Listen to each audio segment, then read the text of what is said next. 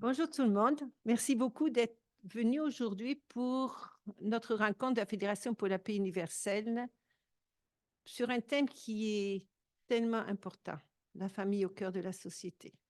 Je pense que tous d'entre vous qui êtes ici, vous êtes conscients de l'importance de ce que ça signifie. Donc, le programme va être simple. Ce qu'on veut, c'est une rencontre conviviale où on va être capable d'ouvrir notre cœur, notre conscience, être capable de voir aussi comment on peut réseauter ensemble pour avoir un impact sur notre société, pour avoir un impact pour valoriser la famille. Donc, je vais d'abord donner la parole à M. Franco Famularo, qui est président de l'AFPU Canada, puis ce sera notre invitée, Mme Rankins. Et ensuite de ça, on va partager à partir de ce qu'elle aura présenté. Puis nous dirons dîner ensemble pour continuer à jaser, à discuter, à réseauter, à voir comment ensemble on peut avoir une influence ici au Québec. Donc, je donne la parole à M. Franco Famularo qui va nous présenter la Fédération pour la paix universelle. Il est président de la Fédération pour la paix universelle au niveau du Canada. Alors, bonjour tout le monde. Et est-ce qu'il y a quelqu'un ici qui ne parle pas un mot d'anglais? Il y a de l'interprétation. Oh, bonjour. Et il y a l'interprétation pour ceux qui ne parlent pas anglais et il y a l'interprétation pour ceux qui ne parlent pas le français. Alors, qui ne parle pas anglais? OK. Qui ne parle pas français? Who doesn't speak French? Alors, qui ne parle pas français, Who qui ne parle doesn't pas speak anglais? French? Who doesn't speak English? Who doesn't speak French? Who does not speak French? Okay, good. Good to see you. We do have interpretation. Okay, we do have interpretation if you want interpretation. So Pierre is providing interpretation. Alors voilà, alors je vais parler en français. Ça va? C'est correct? Alors voilà. Alors, bonjour tout le monde et j'apprécie que vous êtes ici pour cette réunion aujourd'hui sur le rôle de la famille au cœur de la société. Et nous sommes très contents que Mme Penny Rankin est avec nous. Elle parle français mieux que moi, alors je pense que... Je vais continuer en anglais. Oh, tu vas faire la présentation en anglais. Voilà. Si vous ne le savez pas déjà, la Fédération pour la paix universelle, c'est un organisme à but non lucratif ici au Canada et nous avons des représentants partout et en plus de 150 pays au monde. C'était fondé il y a plusieurs étapes, mais du début des années 50 en Asie, et après, c'est progressé. Et en 99, on a établi un organisme qui s'appelait la Fédération internationale, interreligieuse et internationale pour la paix mondiale. Puis après, on a raccourci le nom et ça s'appelle maintenant, depuis 2005, la Fédération pour la paix universelle. Beaucoup de gens nous demandent c'est quoi le but? C'est de rassembler le monde pour ce qu'on peut se parler, pour ce qu'on peut discuter, les choses principales qui peuvent nous amener plus proche à la paix. Et on voit que dans notre monde, il y a plusieurs crises. Je peux faire une longue liste. Et si j'en mentionne une, puis je ne mentionne pas l'autre, peut-être quelqu'un va dire, tu n'as pas mentionné la mienne. Disons, je dis quelque chose concernant le Moyen-Orient. Ils vont me demander quel pays. Je dis quelque chose, l'Asie du Nord. Ils vont dire, quel pays là-bas? Je parle de l'Afrique. Ils vont me demander, c'est quel pays dans l'Afrique? Alors, pour voir de quel côté qu'on est. Nous autres, on essaie de prendre la position parentale. On a plusieurs enfants. Et si tu as plusieurs enfants, est-ce que, comme parent, tu peux choisir un sur l'autre? C'est très difficile. Il faut trouver la façon d'engager tous les enfants. Alors, c'est ça notre objectif. Et nous sommes arrivés à distiller à travers nos recherches 5 points principaux que nous croyons sont à la base de toutes les cultures, de toutes les civilisations, de toutes les religions.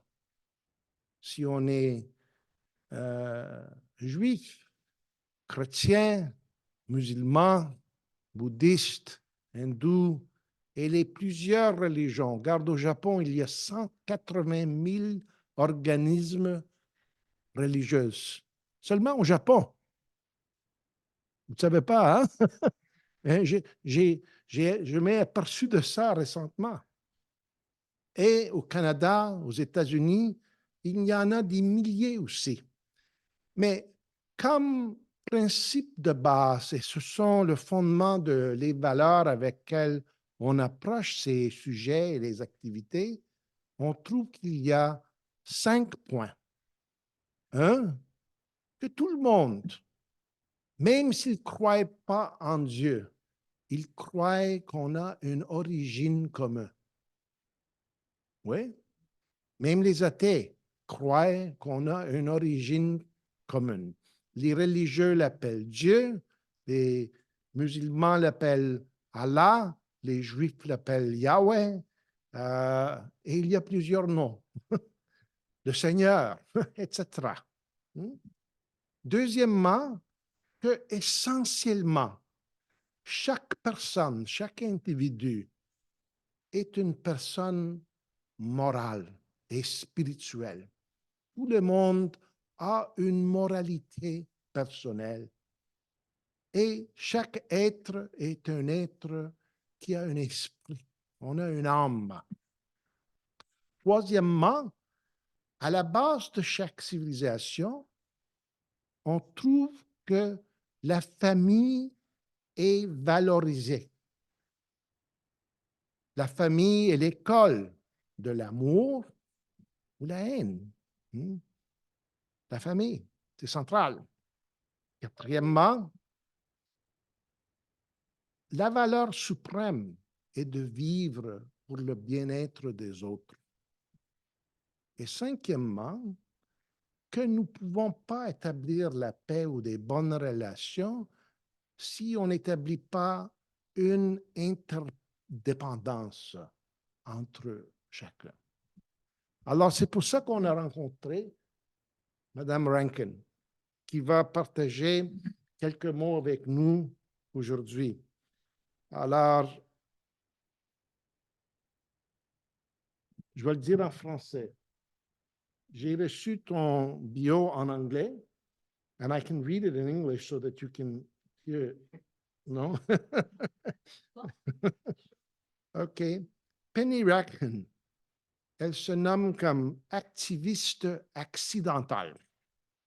Elle est présidente sortante du Conseil des femmes de Montréal, vice-présidente du Conseil provincial et avant de rejoindre le conseil d'administration du CNFC, ça veut dire le Conseil des femmes de Montréal, oui, du Canada. Elle a occupé le poste de vice-président pour les enfants et les jeunes.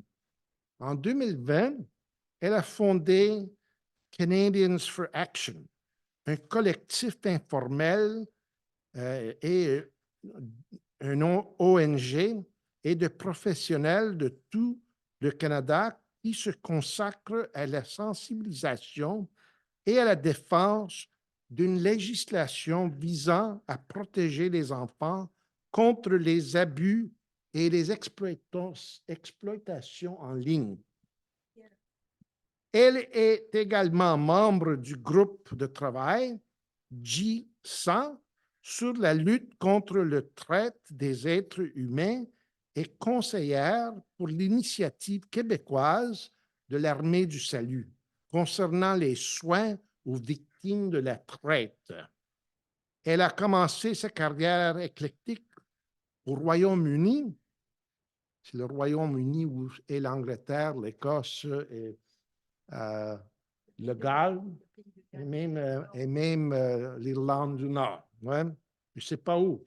En Angleterre? OK.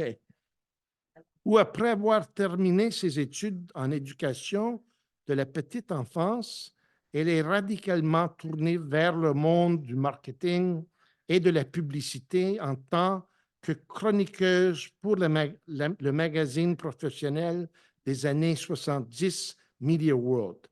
Penny a travaillé pour London Broadcasting, Radio Sales and Marketing, contribuant à la promotion et à la mise en place du nouveau réseau de radio commercial au Royaume-Uni avant de rejoindre Downtown Advertising Saatchi et Saatchi.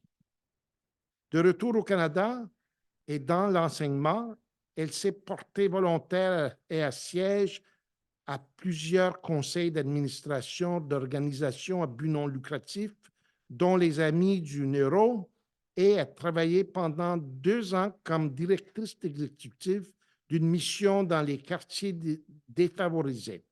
Membre actif de l'Église anglicane du Canada, elle siège au groupe de travail sur l'exploitation sexuelle du Conseil canadien des Églises et porte-parole sur la traite et des êtres humains et préside le comité permanent de la mission du diocèse de Montréal. Mère de 3 enfants, et elle et son mari vivent à Montréal, d'où avant le mariage, ils ont voyagé pour le plaisir et fait du volontarisme en Guyane, aux Philippines et autres places. Alors, c'était une belle traduction et je vous suggère DeepL. Ça marche très vite parce que je l'ai reçu, ça fait 5 minutes en anglais. OK? Alors, merci. The floor is yours. Thank you.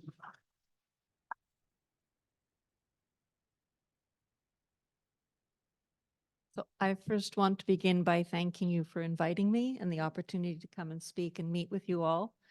Et je regrette, mais je vais continuer en anglais. On a décidé, c'est la meilleure façon pour qu'on peut continuer comme ça, okay? So the invitation was to talk about the role of the family as part of our society. What is the role?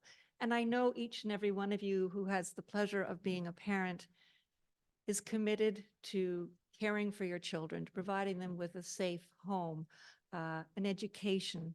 You want to make sure that they have a good access to health care.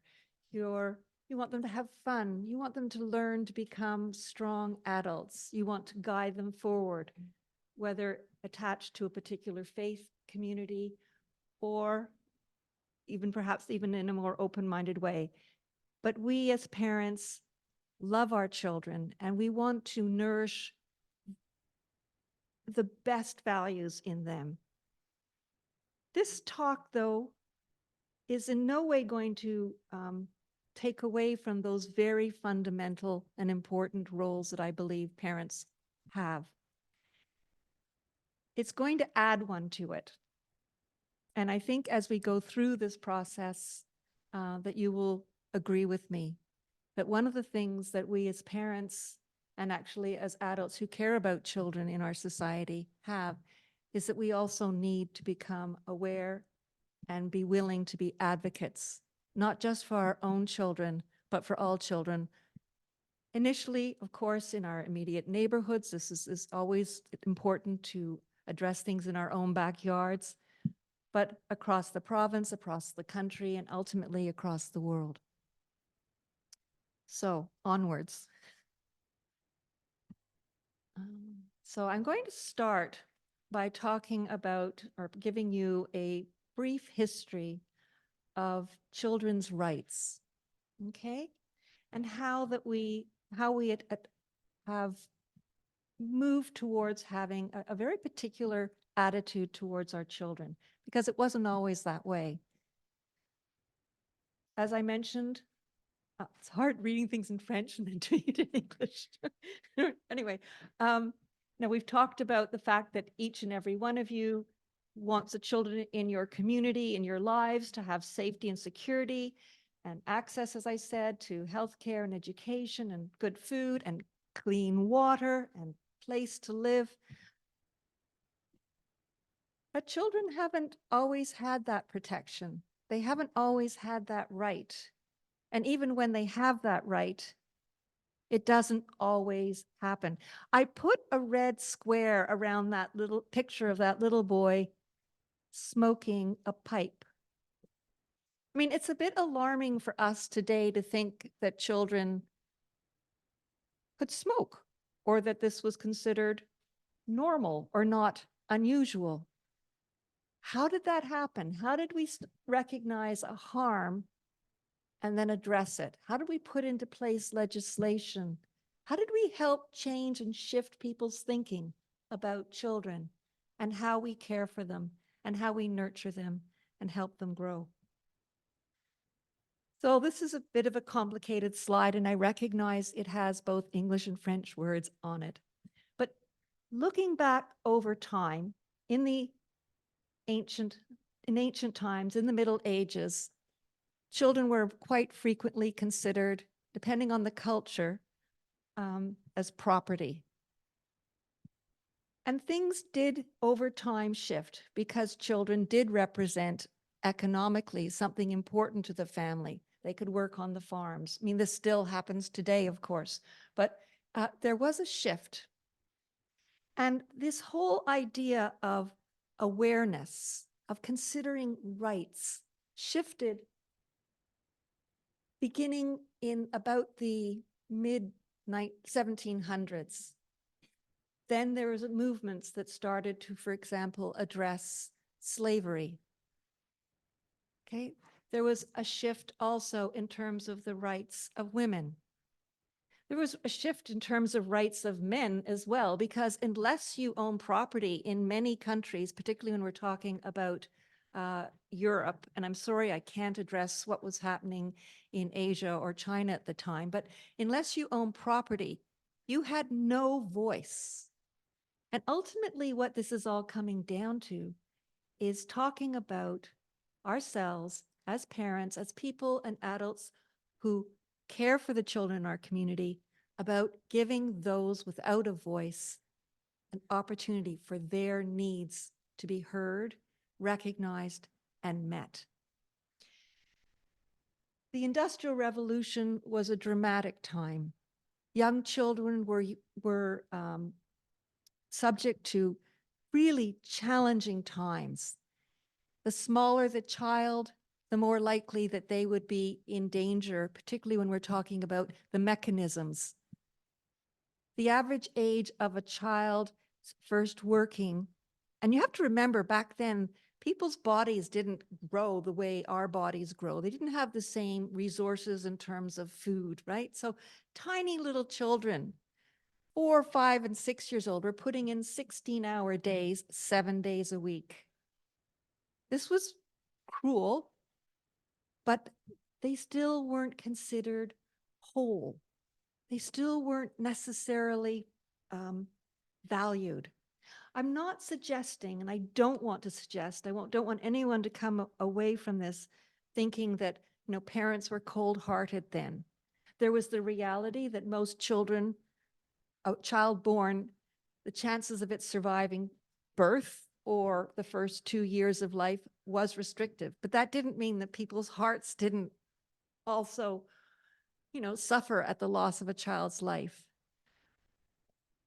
We have evidence, of reports on how the medical world, really started to identify issues around children and children's health.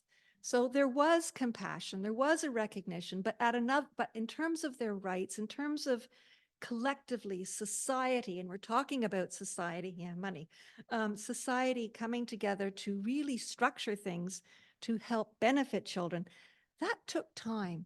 But it was in the late years of the Industrial Revolution that we found movements where there were homes set up for children who did not, who might have been orphans, church groups, religious communities across the globe started to address and take care of these children. I'm not suggesting, though, that they were always wonderfully cared for. We actually have only to look at our own situation here historically in Canada in terms of how we engaged with Indigenous communities and their children to know that we don't always have a great track record, no matter how we present our values. World War I, which ended in 1918 with the pandemic, we're not the only ones to have had a pandemic, also had a great impact. World War I had the greatest number of deaths ever in a war. And the number of children who died was exceedingly high as well, but it's very hard to get exact figures. But the figures in terms of children who died during the, what they call the Spanish flu, which is not really what it was, but anyway, didn't start in Spain. It started in the trenches. Also started to shift people's views in terms of children. The League of Nations was formed, and shortly thereafter, in 1924, was the first Declaration of the Rights of a Child. And it was focused specifically on duty, our duty to care. Things did begin to shift, but then along came World War II. And I sincerely hope that this world we're living in right now doesn't erupt into something else. Now, following World War II, in 1945, again, or sadly, the violence of war reconfigured in people's minds what it is to be human, what it is to interrelate. As you were saying, the dependency that we have on each other. So this declaration came about, and children were part of it. Women were part of it. Women's rights had started to grow at that time. I think actually, though, it was only in that year that women in Quebec were allowed to vote. I could be wrong on that one, but I think that was the date. Yeah. So it's kind of shocking. But again, we're talking rights. And when we're talking rights, sometimes that can be a place where we have disconnect with people, right? I mean, not right that way. 1942 it was? Okay, thank you. But rights, the way I'm speaking about them today, predominantly means about having voice and being heard. It took another few decades before the Convention on the Rights of the Child was finally adopted by the UN. It is the single largest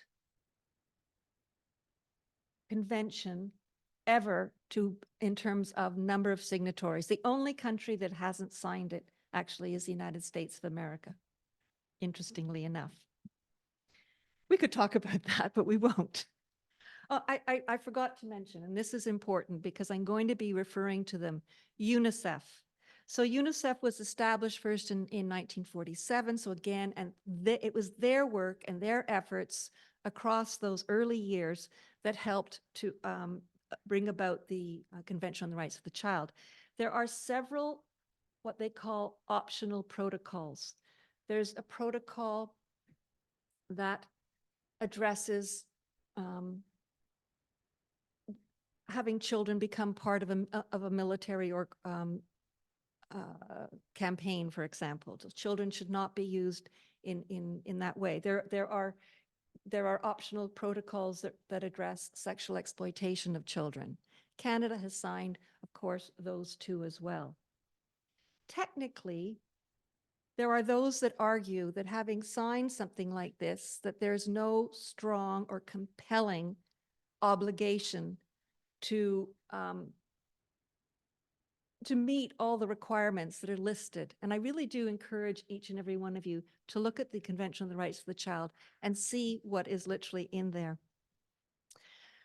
So one of the things that many UN declarations and conventions have are these extras. So I've mentioned there's extra protocols where they zero in on a particular issue and specifically address it, like child labor, for example.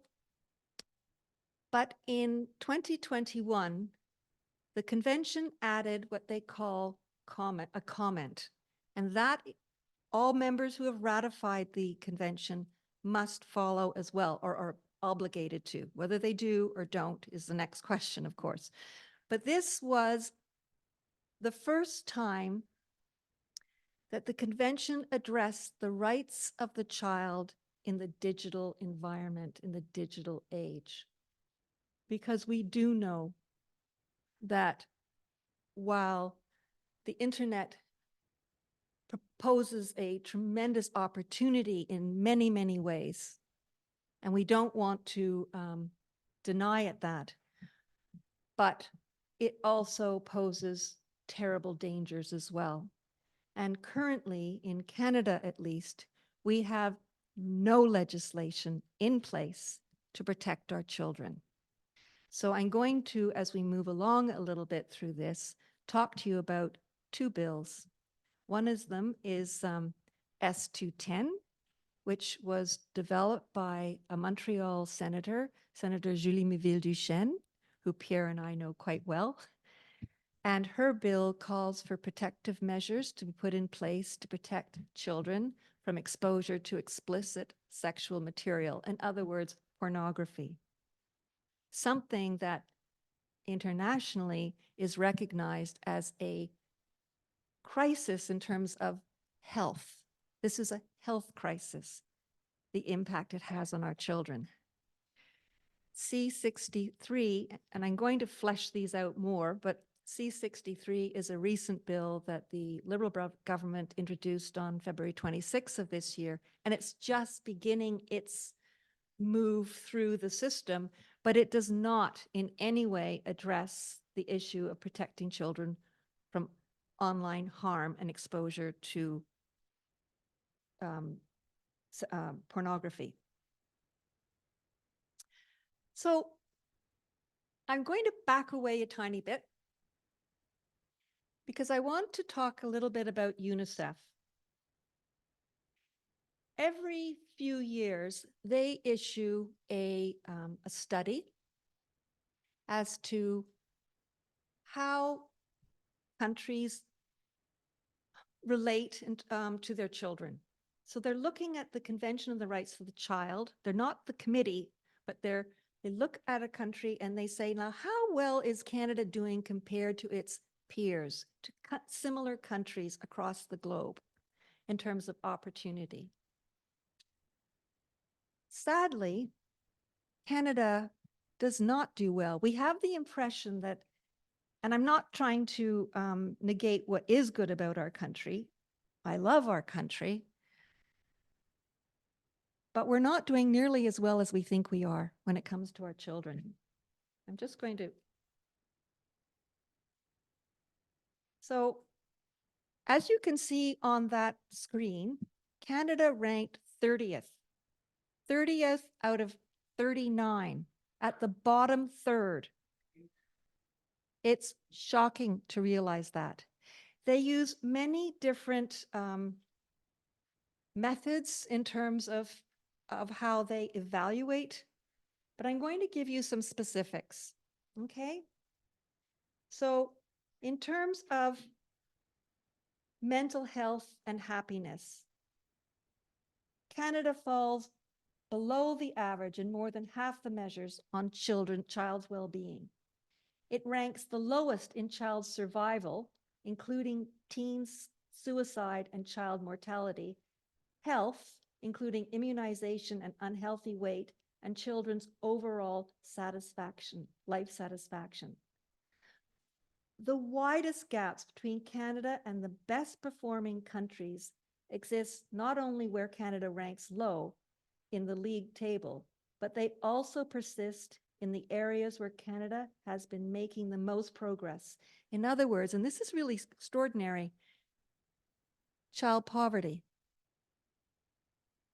We have measures that have come into place, but we really are not doing nearly as well as we should when it comes to addressing child poverty. We're falling behind in fundamental aspects in terms of children's health. 87% of children are immunized against measles, which is below the 95% threshold for protection. I recognize that that can be a contentious issue for some people, immunization, but it is one of the metrics that they used. Physical health. Canada's falling behind in fundamental aspects. 87, I've just said that one, sorry. I'm human. Education achievement. Almost 1 in 3 young people does not have basic reading and math skills by the age of 15. These are figures in Canada. Okay? Supportive relationships. Children view good relationships as crucial to their well-being. So do parents. But many experience stress and violence instead. 26% of children say they have low support from their families. That's a hard one to swallow, but we have to listen even to the things that are a challenge to us. Because if we don't listen, we can't change for the better. And 20% of young people are frequently bullied. And that's something that we will pick up on again when we're talking about S210. So I encourage you, if you go online and you enter UNICEF and the report cards, you will see this data and how it's been collected, and you will see how we measure up or don't. This is a series of studies that are related to children. It's another year where they did a slightly different angle on terms of how children in Canada are doing, where they were looking at how we're tackling the environment and how that is impacting our children moving forward. I'll leave you to read a little bit in front of what's in front of you, but the main point is that every child has a right to a healthy environment, and yet Canada's ranking indicates that we expect the youngest generation to weather the storm of what we know is the climate emergency. There we go. That's how we're doing in terms of the percentage of children in Canada who live below the poverty line. 17.8%. So what I'm suggesting here, because to be perfectly honest, a lot of this material I had no idea of. I watch the news, I read the newspaper, I listen to the radio, but I'm not hearing information that I presume, I'm not going to say the government doesn't want us to hear. That's not true, but it's just not, it's not something that is shared. And yet if parents and the community around us don't start looking at some of these elements, they're not going to get better. They're only going to get worse. So parents, one of our roles is to be an advocate for better outcomes. So I'm going to give you an example of how parents and government eventually get round to helping. And I'm going to look at an issue that is not particularly predominant here in Canada, but we are impacted. And that is the issue of child labor and forced labor. So across the globe, there are over 160 million child laborers today. And we're talking again, a mixture of very young children, clearly impoverished children, children who are part of a network where they're essentially indentured. This is a form, and actually under UN language, this is a form of slavery, referred to as modern slavery. So how does this impact you and I? Do you know where your shirt was manufactured? Do you know where the cotton might have been picked? Do you know that the fruit that you're buying, whether it was picked by children? We don't really. But thankfully, and again, I mention Montreal-based Senator Julie Miville-Duchesne, who I think is an extraordinary woman, and I encourage you to invite her to one of your sessions. She put together a bill. It's the Fighting Against Forced Labor and Child Labor in Supply Chains Act. Okay. She started this in November 2021. What's the argument? Why wouldn't we, as Canadians, given our values, why wouldn't we immediately embrace this idea of trying to help children across the globe and basically clean up our own products here in Canada and encourage countries elsewhere and support countries elsewhere so that this crime against children doesn't happen? It took 768 days. 768 days for the Canadian government to prioritize this, investigate it, work on a bill, work it through the Senate, work it through the House, and then finally receive what is called royal assent. And that is when a bill has gone through both houses and receives sort of the rubber stamp, the final stamp. And of course, then there are obviously, with any law, there's a period of time where they have to get everything organized so that it can be implemented. And that began in January of this year.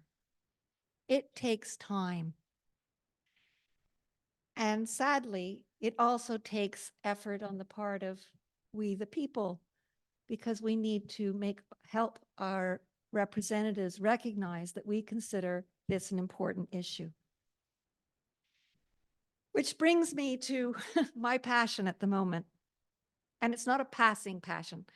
I am committed to doing what I can to protect children online. I'm committed also to making sure that children have access and fair access, because as I mentioned at the beginning, the internet also is an extremely positive tool, but we do not have legislation in place. Bill S-210 actually began as a bill known as S-203. It had begun its process back in 2021. In fact, it began its process exactly 930 days ago. That is 2 years, 6 months, and 16 days. The reason it was held back was that there was, well, there's always people who put up roadblocks, maybe because it wasn't their idea, I don't know. But the main reason in this case was that an election was called. And when an election is called, whatever's on the books gets thrown out. And we have to start all over again. One of the things that was really unique about Senator Julie's work, and it remains unique to her currently, is that she focuses very exclusively on children and their needs. You may have heard of Bill C-63. I mentioned it a little while ago, so you have heard of it. The Online Harms Bill. It does have some positive elements in it as far as protecting children online. It does address, to an extent, bullying, and I hope that those things work. But this is the 4th Minister of Heritage since the Liberals came in. This is the third attempt for them to come up with laws since 2015. And this is and once again, rather, they've done something that I keep addressing with them. Why? Why would you attach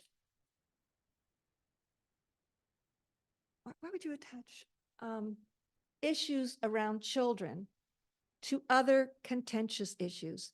In Bill C-63, they're talking about radicalization and hate speech. We live in a democracy. When you live in a democracy and you have a political spectrum that goes from the far left to the far right, you're going to have a lot of conversation. And conversation stretches those days of a bill from, it creates roadblocks. Had the government followed the lead that Senator Julie Mouville-Duchesne has done and focused and set up a bill exclusively direct towards children, then we might be making progress.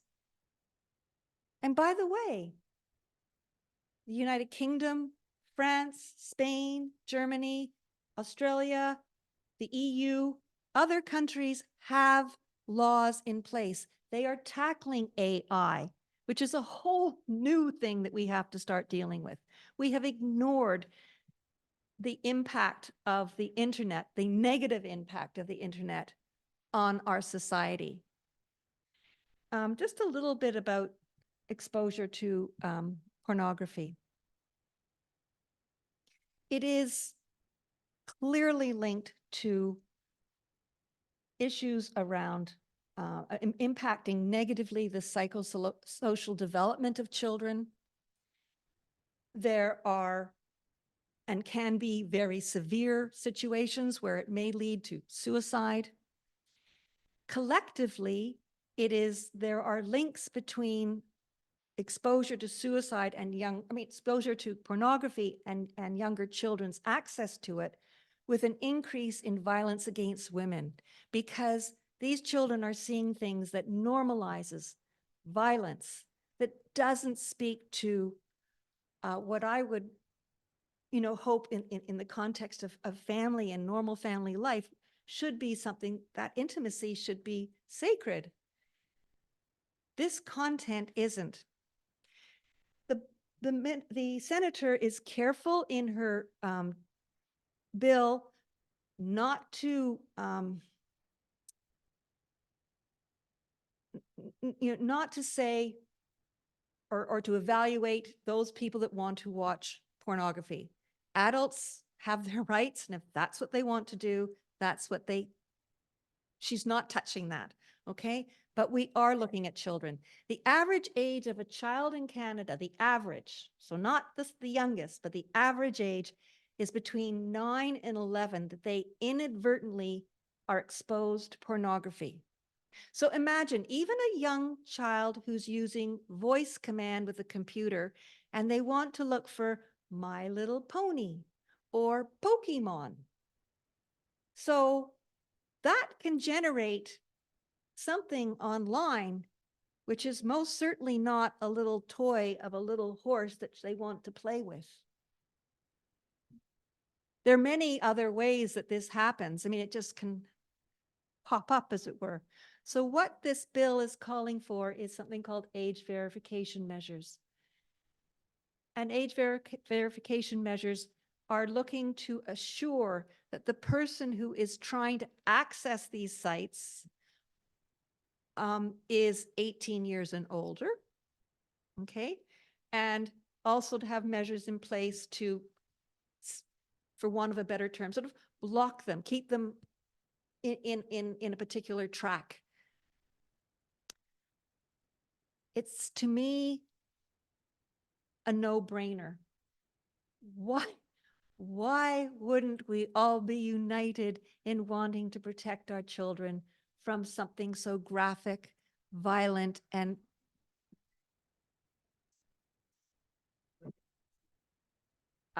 I will get to that shortly, okay? But as I say, 930 days and still no protection.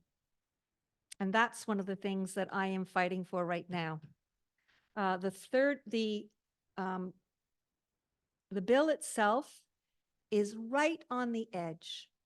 There's one more vote, and it will either be dropped or it will move forward. And unfortunately, it is very unstable as to whether or not this will pass or not. So I am actively engaging with as many people as possible, asking them to contact their MPs, particularly if you happen to be in a riding with a Liberal, because unfortunately it is the Liberal government who is pushing back the most as far as this is concerned. The reason why, because I saw the question, is complicated, but the status quo cannot remain in place because too many children are being harmed. It has too strong an impact on our families and on our lives. But the element that I hear spoken about the most is privacy. But this law has to comply with Canadian privacy laws. And, you know, as to their concern about access to watching pornography, I just leave it there for you to make your decisions as to why this is not a priority. But it's also true that, generally speaking, this government, and I don't mean this by the Liberals, but Canadian government historically and continues to not prioritize children because, you know, you want to have a solution. But before I get on to my solution, I forgot the order of my slides, sorry. What am I doing? So as you know, I'm part of the National Council of Women of Canada. So we have put together a open letter in Lettre Ouverte.